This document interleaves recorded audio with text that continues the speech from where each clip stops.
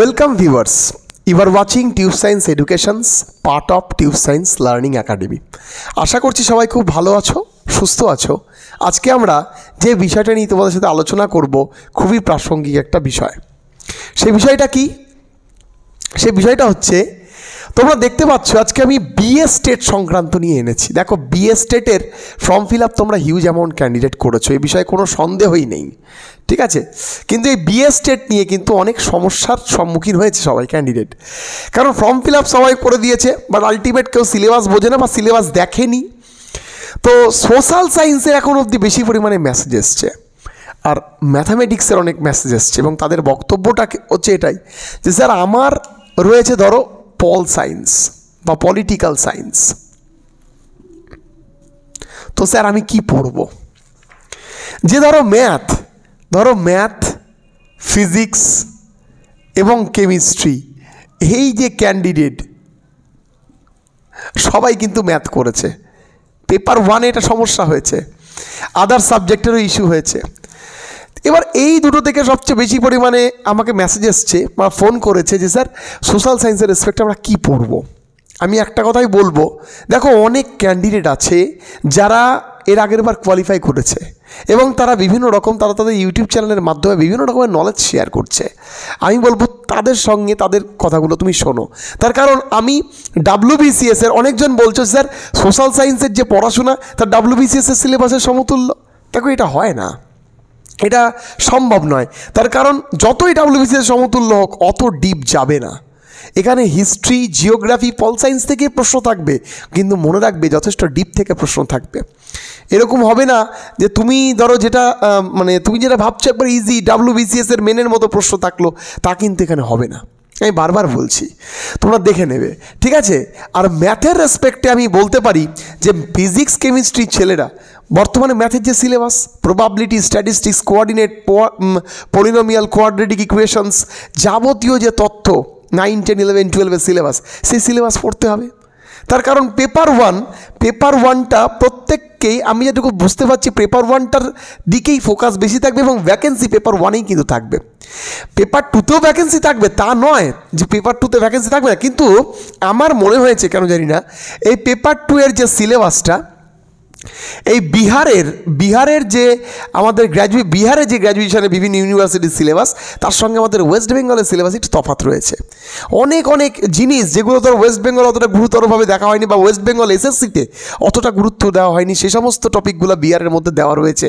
ফলে এই দিক দিয়ে কিন্তু পেপার টুতে ওই স্টেট কোয়ালিফাই করতেই কিন্তু সম্পূর্ণ সমস্যা হয়ে যাবে, এবং সেই জায়গায় দাঁড়িয়ে এই 50 মার্ক খুবই গুরুত্বপূর্ণ বলে আমি মনে করি, প্র্যাকটিক্যালি আমি মনে করি। এবং এই 50 মার্কের মধ্যে রয়েছে পেডাগজি, এবং পেডাগজির মতো স্পেশাল সেকশন দিয়েছে হচ্ছে টিচিং স্কিল। এবার এই টিচিং স্কিল কীভাবে পড়বো বা কীভাবে বৃত্তান্ত, সেই নিয়ে আমি ভবিষ্যতে ভিডিও আনবো এবং সেটা তখন বলবো, ঠিক আছে। কিন্তু আদার্স সায়েন্সের ছেলেদের সায়েন্স, আর্টসের ছেলেদের আর্টস, ম্যাথ থাকবে, কিছু হিস্ট্রি থাকবে, কিছু জিওগ্রাফি থাকে, কিছু বিহারের স্ট্যাটিক জিকে থাকতে পারে, সেটা কী থাকবে স্পেসিফিক্যালি বলা যাবে না। তো আলটিমেটলি এর মধ্যে ধরো এটা থাকবে 30 আর এটা থাকবে 20। এই 20টা যদি আমাদের সম্পূর্ণ অজানা হয়, তার মধ্যে আমি ধরলাম কেউ আন্তাবড়ি মারতে শুরু করলো বা একবার তার অনুমান সাপেক্ষে মারছে, তাও ধরো সে যদি 5 পায়, 5টা পাওয়া বিশাল ব্যাপার, তার কারণ স্ট্যাটিক জিকেতে নাম্বার ওঠানো মুশকিল। আর এর মধ্যে যদি আমি ধরলাম সে খুব ভালো করে পড়লো, তাও যদি 20 পায়, তাও 25, কিন্তু 50টা মার্ক তার সাবজেক্ট থেকে তুলতে হবে, সেটা পেপার ওয়ানে বলো, পেপার টুতে বলো, ঠিক আছে। এবার পেপার ওয়ানে যারা যে সাবজেক্টের, ধরো ম্যাথের ক্যান্ডিডেট তারা ম্যাথের সুবিধা পাবেই, এটা বলার কোনো অপেক্ষাই থাকে না, তার কারণ এটা ম্যাথ বেস পড়াশোনা, ফলে ম্যাথের ক্যান্ডিডেট ম্যাথের সুবিধা পাবে। তেমন সোশ্যাল সায়েন্সের মধ্যে সবচেয়ে গুরুত্বপূর্ণ জিওগ্রাফি ছেলেমেয়েরা সুবিধা পাবে, হিস্ট্রি ছেলেমেয়েরা সুবিধা পাবে। এবার অন্যান্য যারা সোশ্যাল সায়েন্স আছে, সোসিওলজি, সে ধরো ওই সোশ্যাল সায়েন্সের মধ্যে করেছে, তাকে কিন্তু পড়তে হবে। এবার যদি বলো তুমি স্যার এটা কেমনভাবে হলো, দেখো এই সিস্টেম বিহারে আছে, আমাদের ওয়েস্ট বেঙ্গলে এগুলো ছিল না। আমাদের ওয়েস্ট বেঙ্গল এসএসসির আমি যে সাবজেক্টে, সেই সাবজেক্টের সিলেবাসের সঙ্গে আমি মাস্টার পেপার টু এর সিলেবাস তুলনা করছি, অনেক ডিফারেন্স আছে, ভালো ডিফারেন্স আছে। এবং আমি যেটুকু বলছি পেপার টু এর যে কোশ্চেন স্ট্যান্ডার্ড বিএ স্টেটের ক্ষেত্রে যথেষ্ট হার্ড আমার যেটুকু মনে হয়। বাট পেপার ওয়ান যদি কেউ পরিশ্রম করে কোয়ালিফাই করতে পারবে। আর পেপার ওয়ানের ভ্যাকেন্সি মানে সবসময় মনে রাখবে টিজিটি সেকশানের ভ্যাকেন্সি বেশি থাকে, ঠিক আছে, পিজিটি সেকশানের চেয়ে। আর পিজিটি সেকশানে ভ্যাকেন্সি কম, ঠিকই ক্যান্ডিডেটও কম, ফলে কোয়ালিফাই করাটা, এবার যদি ধরো তুমি ওয়েস্ট বেঙ্গল এসএসসি প্রিপারেশান নিয়েছো এতদিন ধরে, তুমি এমন কিছু কিছু টপিক যেগুলো ধরো আগে টাচই করনি, এখন তোমার কাছে সেগুলো টাচ করার সময় এসেছে। এখন যদি তুমি সেগুলো পড়তে যাও তাহলে তুমি কত কী পড়বে? তুমি পেডাগজি পড়বে, জিএস পড়বে, নাকি তুমি সাবজেক্টের পেপার ওয়ানের জন্য পড়বে বা পেপার 2 পড়বে? তো আমি আলটিমেটলি বলবো যেটা তোমার মনে হচ্ছে যে না আমি এইটা করলে হয়তো এইটা পাস করতে পারি, এই দুটোর মধ্যে কোনো একটাকে ফোকাস করে চলাই ভালো। বেশি ফোকাস করতে গিয়ে আলটিমেট দুটো হারিয়ে যাওয়াই ভালো না, ঠিক আছে? তো আলটিমেট একটা ফোকাস করলে হিউজ অ্যামাউন্ট ভ্যাকেন্সি, যে কোনো সাবজেক্টেরই প্রায় 1 লাখের কাছাকাছি ভ্যাকেন্সি আছে, ঠিক আছে? যেটুকু মানে বোঝা গেছে 60K প্লাস ভ্যাকেন্সি আসার সম্ভাবনা রয়েছে তোমার ক্লাস 9 to 12, ঠিক আছে?